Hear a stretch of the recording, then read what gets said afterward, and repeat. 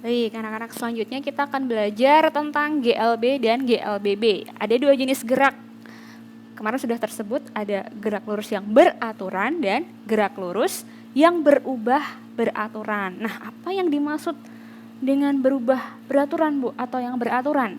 Untuk ke sana kita mesti belajar satu konsep lagi.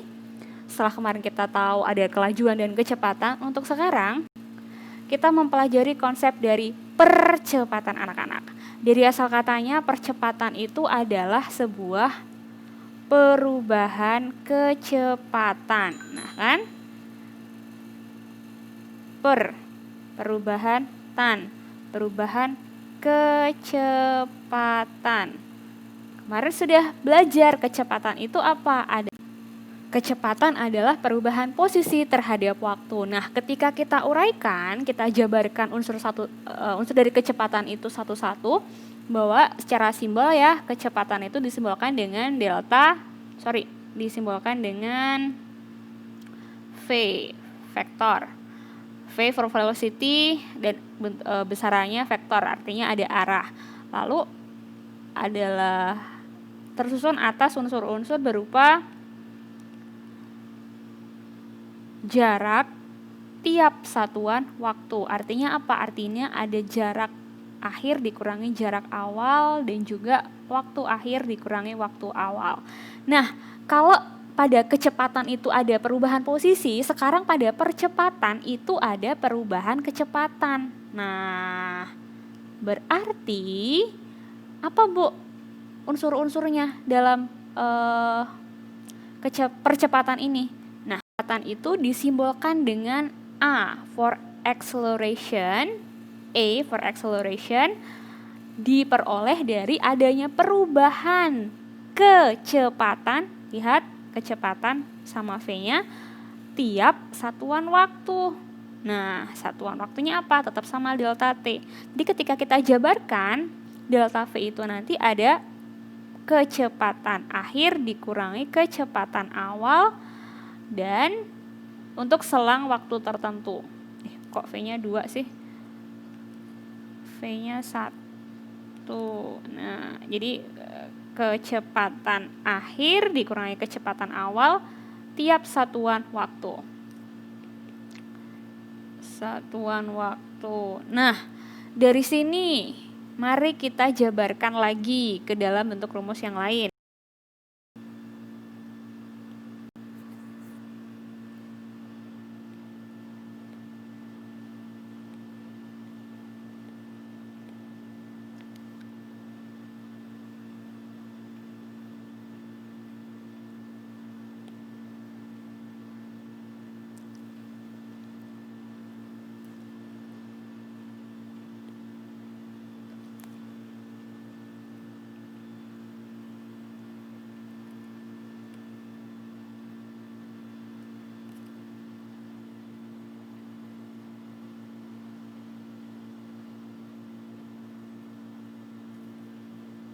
Ini dia untuk persamaan percepatan yang sudah tertulis di awal tadi, anak-anak. Sekarang kalau bagaimana ketika kita ingin mencari perubahan kecepatannya, kita ingin mencari delta V sekarang.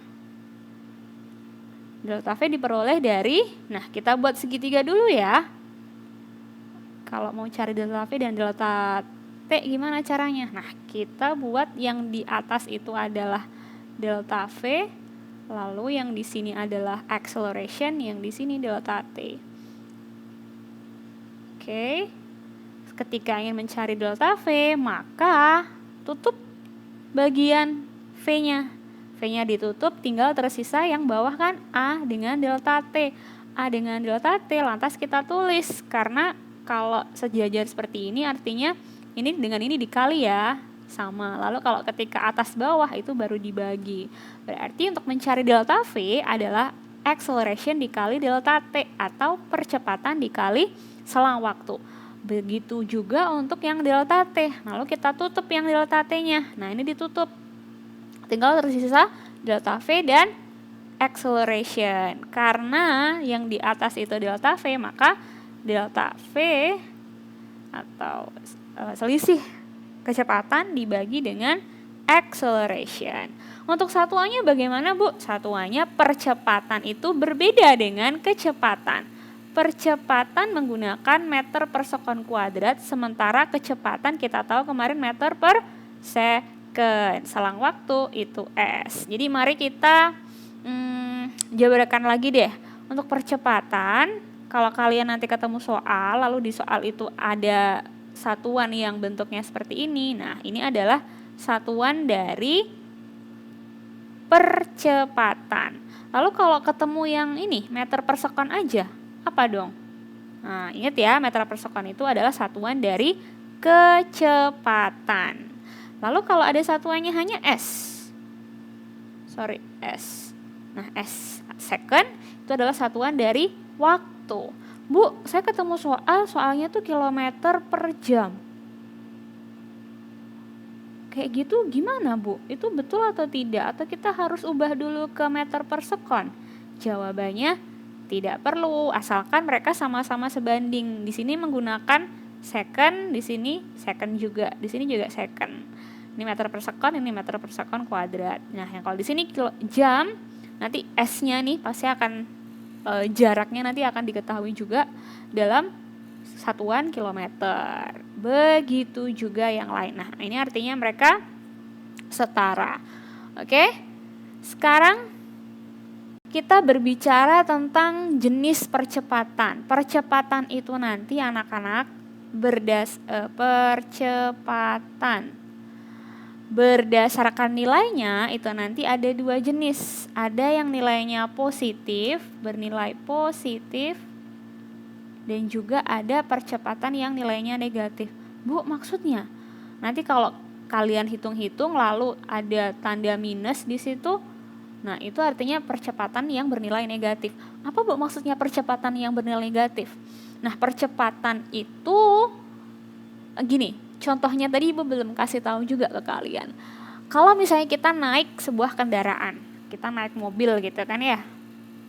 Nah, kalau naik mobil ketika pertama kali dihidupkan, lalu mau berjalan, diinjak dong gasnya. Nah, ketika gasnya diinjak, itu mobil akan berjalan kan.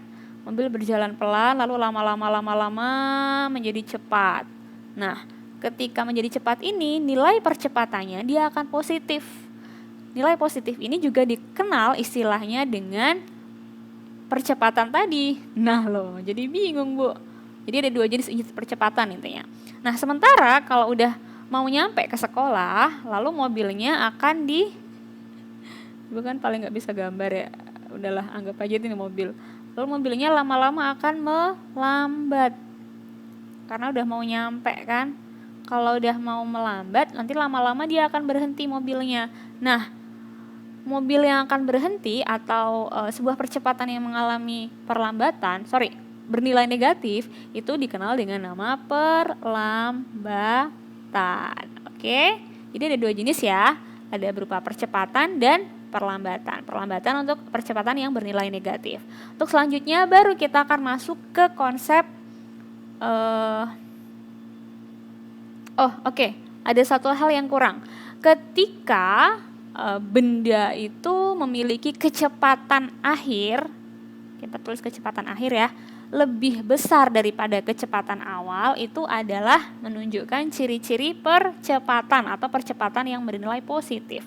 Sementara ketika kecepatan akhir lebih kecil nilainya daripada kecepatan awal, ini harusnya tulis 1 nih, kecepatan awal. Nah, ini disebut dengan atau benda mengalami perlambatan. Oke, diingat-ingat ya. Percepatan itu ketika kecepatan akhirnya lebih besar daripada kecepatan awal, dan perlambatan kecepatan akhir lebih kecil dibanding kecepatan awal. Oke. Sekarang kita masuk ke konsep GLB. GLB itu apa, Bu? GLB itu gerak lurus beraturan ya. Artinya benda ini bergerak, geraknya itu dengan kecepatan yang beraturan. Nah, yang beraturan tuh yang seperti apa, Bu? Siapa di sini yang pernah naik kereta api. Kalau nggak kereta api, pesawat terbang. Nah, kalau dari Indonesia ke sini yang baru usianya yang udah dewasa, yang tidak lahir dari kecil gitu, insya Allah pernah deh naik pesawat terbang. Nah, ketika pesawat terbang itu udah di angkasa, udah di lapisan 3.000 kaki, ketinggian 3.000 kaki gitu ya, itu pesawat akan memiliki cenderung memiliki kecepatan yang konstan atau kecepatan yang tetap. Kalau berjalannya selama 300.000 km per jam, ya setiap detiknya akan selalu sama gitu kecepatannya. Nah, pun ketika dengan kereta api kalau udah jalan nih ya, keluar dari stasiun, terus udah masuk ke wilayah yang tidak ada persimpangan di sana, nah kereta itu akan cenderung berjalan cepat, konstan gitu. Beda ketika kita naik mobil. Kalau naik mobil bentar-bentar ada orang nyebrang, ya enggak, kalau di sini nggak ada nyebrang ya kali ya, atau di depan ada mobil yang tiba-tiba melambat, nah mobilnya akan ikut melambat kan. Kalau udah lampu merah juga melambat, ketika udah lampu hijau dipercepat itu kecepatan mobilnya. Nah, yang contoh mobil itu adalah contoh sebuah benda yang tidak memiliki kecepatan yang konstan gitu. Jadi GLB ini khusus untuk benda-benda yang memiliki kecepatan beraturan. Beraturan punya nama lain kecepatan konstan. Oke, jadi contohnya ada di pesawat yang ada di ketinggian 3.000 di atas permukaan laut ya. Itu kayak gunung dong, 3.000 kaki. Nah, ada lagi kereta api yang berjalan keluar dari stasiun. Oke, nah ciri khasnya kecepatan dari GLB ini konstan. Ketika nanti ketemu dengan grafik, bagaimana bentuknya? Anak ya, bentuk grafiknya, ingat bahwa konsepnya itu kecepatan, nilai V-nya itu selalu sama. Ketika sama, di sini grafiknya maka akan lurus juga gitu. Ini ketika kecepatan terhadap waktu. Beda ketika jarak terhadap waktu. Kalau benda berasal dari titiknya itu lama-kelamaan akan menjauh kan. Nah, pada detik pertama jaraknya 100 meter. Detik kedua jaraknya 200. Detik ketiga 300. Nah, setiap pertambahan 1 detiknya itu mengalami perubahan jarak sejauh 100 meter. Nah, sementara kalau yang di kecepatan terhadap waktu, mau ke detik pertama, detik kedua sama terus kecepatannya. Kalau naik mobil ya 60 km per jam terus. Gak mungkin kan kalau kita terus di kecepatan yang sama itu pasti nabrak-nabrak benda lain tuh kalau kayak gitu. Oke? Yang kedua kita pelajari adalah konsep GLB anak-anak. Kalau tadi GLBB. Nah, kalau tadi GLB beraturan, sekarang BB. Ada B lagi satunya. Artinya geraknya ini benda. Saya nulis aja ya biar nggak lama. Nah, bedanya dengan GLB tadi tidak ada perubahan atau kecepatannya itu konstan kalau GLB. Sementara GLBB ini benda mengalami perubahan kecepatan tetapi perubahan kecepatannya itu teratur gitu. Nah, contohnya gimana? Contoh misal gini.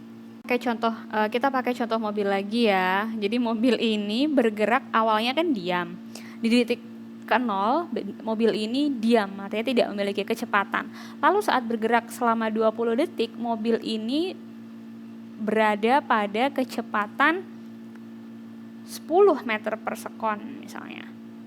Nah, lalu saat detik berikutnya itu yang 40 dari 20 ke 40, 20 detik berikutnya mobil ini sekarang kecepatannya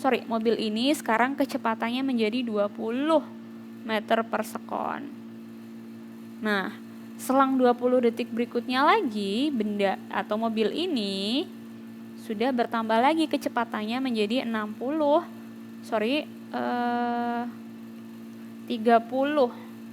meter per sekon. Nah, kalau kita lihat sekarang anak-anak dari